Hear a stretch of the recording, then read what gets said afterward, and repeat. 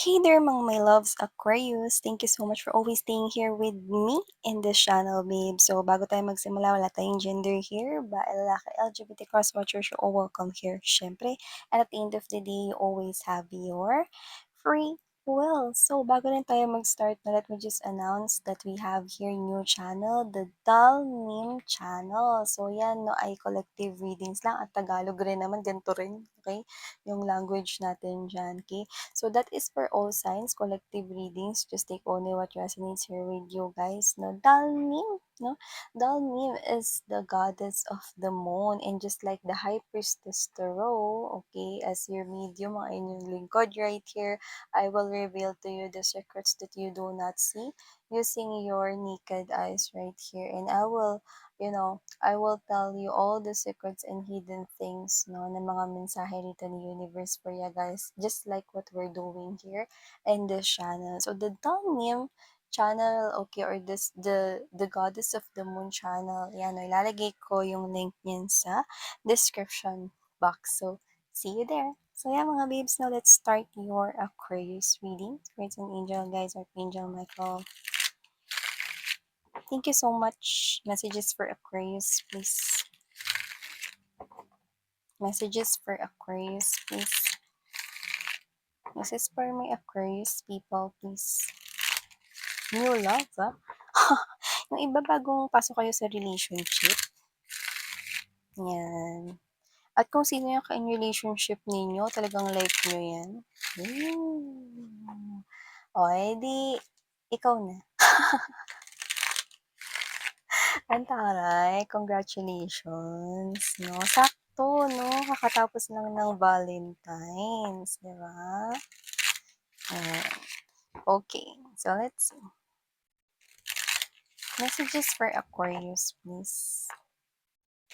Ano pang need malaman ni Aquarius, please?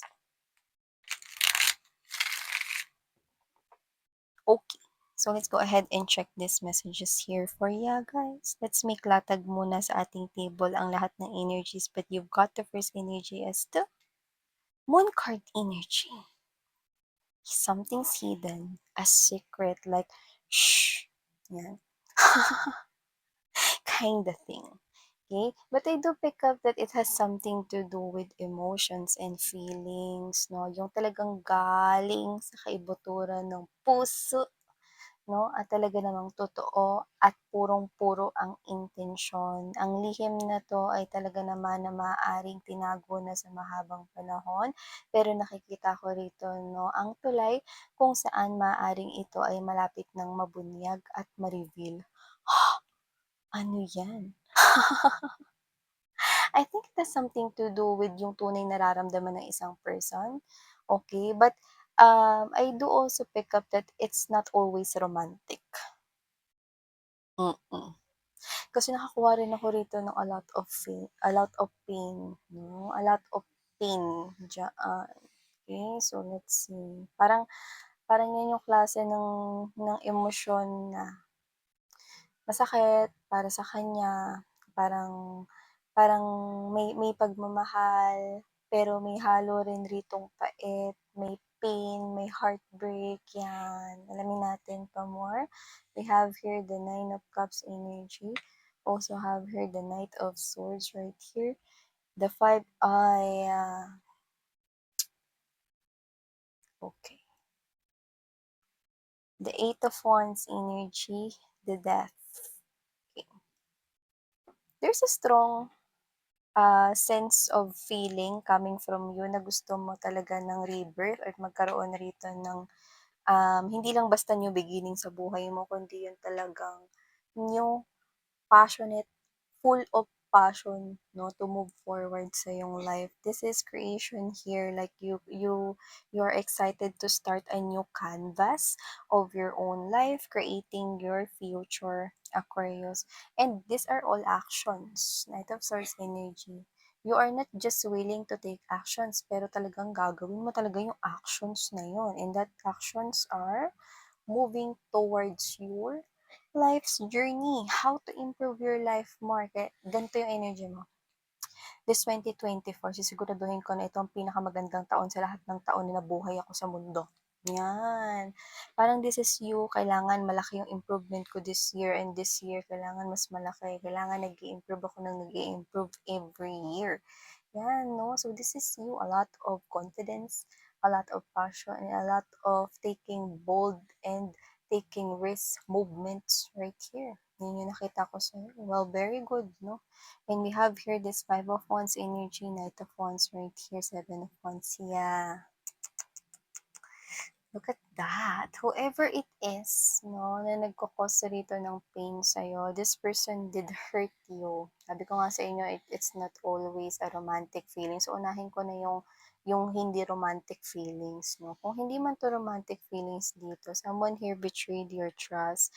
And I think it's a family issue. Puwedeng inabandon na kayo, like literally baka may broken family here. Okay, just take how this resonates. It will not resonate to all, but I'm telling you everything I'm seeing here. With this, if parents man or if loved ones man na family or relative ang nag-abandon sa inyo, kadugo yun. Or or halos ano yun, sa sana sakdang ano yun, ano yung mga babes 'no, sandang dikit? Sakdang dikit ba yun? Basta yung gano'n 'no, so bahala na kayong mag-interpret, na-Tagalog kasi mga babes 'no. Sandang dikit ata, okey mga gano'n. And whatever the case may be, close kayo ng person na 'yan or it's a close tie. Like a family, like a relative, no? Someone here na pinagkatiwalaan mo, no? Pero maaaring binitrade ka na or you feel betrayed by this person here. Okay? Parang you love that person, pero pinili niya rito, no? Nai-abandon na ka. I'm sensing a parent figure. So, I don't know what's the real reason behind that, pero maaaring inabandon na ka ng iyong tinuturing na guardian or parent figure right here noon, no? And ngayon, um, alam mo yun, mukhang malalaman mo yung rason kung bakit niya yun nagawa. At nakikita ko na magiging emotional ka 'pag nalaman mo itong bagay na 'to. Yung iba naman, kung ito man ay love and connection, Aquarius, I do sense that someone here, okay, alam mo yung on and off siya sa buhay mo na para siyang switch ng ilaw. At para siyang kabuti 'no, susulpot at mawawala 'no. Dinepensahan mo yung inyong pag-ibig kahit na gano'n, on and off yung taong 'yan na mo at puwedeng siya ay babaero or lalakero kinda thing, wala tayong gender here. Pero nakita ko rito na player siya at siya yung klase ng energy na non-committal. So, ibig sabihin this person abandoned you at puwedeng meron kayong anak niyan, sa iba puwedeng wala kayong anak pero pinangarap mo na magkaroon kayo ng anak ng person na 'yan 'no. Ibig sabihin, seryoso ka 'no, pero siya hindi siya seryoso or hindi siya gano'n kaseryoso pagdating sa koneksyon na ito sa inyo, pero nilaban mo siya dito 'no. So, nakikita ko rito na malalaman mo mga babes 'no, ang isang balita patungkol sa tao na 'yan 'no, and you will also have these emotions right here 'no, after hearing that. Okay, punong-puno ng emosyon, halo-halo na 'to, may pain, may galit 'no, may ano rin, halo-halo 'no, mekos-mekos yung feelings and emotions right here, yung nakikita ko dito. So, may malalaman kang tungkol or patungkol sa tao na 'yan, so you might want to prepare yourself, okay? That's also what I pick up here. And yeah, we have here the Six of Pentacles energy and the Eight of Swords, and there's the Sun. Wow! I do pick up right here that you will get a release in a situation wherein you got stuck in there. And it is related to pera, to money, to finances, 'no? Puwedeng matagal ka na stuck sa isang work na alam mong hindi mo deserve yung mga benefits na hindi maganda. Alam mo you deserve more, pero nakikita kita makakaalis na diyan. Nakikita kita rito na meron isa ditong magandang offer ng trabaho na paparating sa'yo at nakikita kong igagrab mo 'yan. May kinalaman talaga rito sa pera, trabaho, career, or business ito. May paggalaw ng malaking papunta sa malaking pagbabago ang pera or financial mo. Aquarius. Yung iba, maaring may reason kayo kung ba't kayo nag-stay diyan sa trabaho na 'yan or kung ba't kayo nag-stay diyan 'no, sa business na 'yan 'no, kahit na hindi ito nagwo-work 'no, or lalo na, merong sentimental value naman para sa iba. But now, I'm seeing you releasing yourself from that at dahil diyan nagkakaroon ng magandang progreso patungkol sa pera or stability mo. May paggalaw at ito ay totoo at nakikita ko rito 'no, na mapupunta ka dun sa sitwasyon na hindi mo na mararamdaman yung shortage of money because you will earn, mas malaki doon sa kinikita mo 'no, from before or itong recent mo rito na pinagkakakitaan job or business man 'yan. Nakikita ko rito that it will move, ayan 'no, sa direksyon na paangat, pataas, 'yan o tignan mo. So I'm seeing your money going up right here. Like it is a wish fulfillment wherein a lot of relief, no? Parang, ay, buti na lang talaga. Kasi nga, ito ka, natatapa ka na no, sa new beginning. Hindi lang basta new beginning, kundi new passionate, a lot of exciting movements no sa yung future right here. You're creating your own life. You're making changes para sa buhay na nararapat at deserve mong para sa'yo. And also, nakikita ko rin dito na meron kang wish fulfillment when it comes to love, ha? So, nakikita ko rito na meron ditong travel kung saan makikilala mo siya. Doesn't have to be na malayo yung travel. Puwedeng sumakay ka lang talaga ng bus. Bus or, any transportation like jeep 'no, kung saan ka pupunta. I do pick up that it might happen 9 weeks from now or 9 days, shorter time. Pero nakikita ko rito na kung sino man yung mami-meet mo sa biyahe, nakikita ko na siya yung the one for you. Siyempre hindi kayo agad magkakainlaban, walang gano'n. Hindi yung pagkakita mo na inabot yung bayad mo na in love ka na, 'yan 'no, hindi gano'n yung nakikita ko rito. Pero nakikita ko na ma-e-encounter at makikilala mo na siya 9 weeks from now or 9 days from now at nakikita ko 'no, na hindi yun yung isang beses na makikita mo siya kundi magkikita pa kayo, not just once, not just twice, but marami pang times. Yan yung nakikita ko right here with the Eight of Wands energy. Nakikita ko na magsusulpot ulit kayo 'no, sa pupuntahan ng isa't isa, 'yan 'no. At nakikita ko rito na ikaw yung klase ng taong naniniwala kay universe, sa tadhana, kay destiny right here 'no. At alam mo na meron ditong something na sinasabi sa universe kung bakit kayo muling pagtatagpuin or pinagtagpo ng taong ito. Kung sino siya, nakikita ko na 'pag nakilala mo siya nagmamadali siya.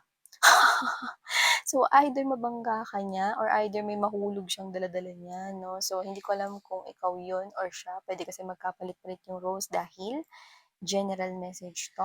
Pero 'pag nagkita kayo parang lagi siyang nagmamadali, 'yan.